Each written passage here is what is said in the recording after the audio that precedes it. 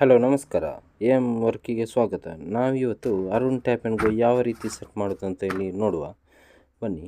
ಇದು ನೋಡಿ, ಫಸ್ಟ್ ಇದು ಯಾವ ಸೈಜ್ ಬೇಕಾದರೂ ನಿಮಗೆ ಸಿಗ್ತದೆ. ನಿಮಗೆ ಸ್ಟಿಲ್ಲ ಇಲ್ಲದಿದ್ದರೆ ಓಲಿಯಮ್ ಯಾಕೋ ನಿಮ್ಮ ಯಾವ ಸೈಜ್ ಬೇಕಾದರೂ ಸಿಗ್ತದೆ ಮಾರ್ರೆ. ಇದು ಗೊತ್ತಾಯ್ತಲ್ಲ. ಇಲ್ಲಿಗೆ ಫಸ್ಟ್ ಹಾಕಿಕೊಳ್ಬೇಕು ಇದನ್ನು.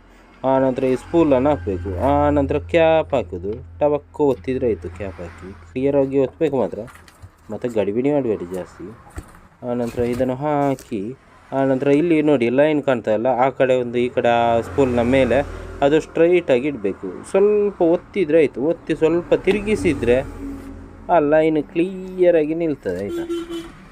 ನಿಂತ ಕೂಡಲೇ ಈ ಕಡೆ ನೋಡಿ ಒಂದು ಹೋಲ್ ಇದೆಲ್ಲ, ಹೊಟ್ಟೆ ಹೋಲು, ಅದಕ್ಕೆ ಈ ರೋಪನ್ನು ತಗೊಂಡು ಈ ಕಡೆ ಹಾಕಿದರೆ ಆ ಕಡೆಯಿಂದ ಬರಬೇಕು.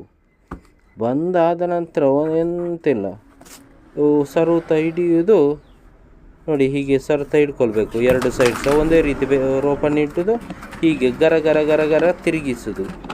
ಅಷ್ಟೇ, ಸಿಂಪಲ್ ಮ್ಯಾಟ್ರ್. ಗರ ಗರ ಗರ ತಿರುಗಿಸಿ ಆದ ನಂತರ ಕೈಯಲ್ಲಿ ಅಷ್ಟಾಗೋದಾದರೆ ಸಹ ನೋಡಬೇಡಿ, ಅದರಲ್ಲಿ ಒಂದು ಸ್ಪ್ಯಾನರ್ ಒಟ್ಟಿದಾರಲ್ಲ ಅದರಲ್ಲಿ ತಿರುಗಿಸಲಿಕ್ಕೆ ಆಗ್ತದೆ. ಇವಾಗ ನೋಡಿ Arun tap and go ready ಆಯಿತು. ಇನ್ನು ಮಿಷನ್ಗೆ ಹಾಕೋದು, ಹೊಡೆಯುವುದೇ. ಆಯಿತಾ? ಒಂದು ಲೈಕ್ ಒಂದು ಕೊಟ್ಟು ಬಿಡಿ. ಆಯಿತಾ? ಮತ್ತು ಸಬ್ಸ್ಕ್ರೈಬ್ ಆಗಿ, ಮತ್ತು ಮುಂದಿನ ವಿಡಿಯೋದಲ್ಲಿ ಸಿಗುವ. ಧನ್ಯವಾದಗಳು.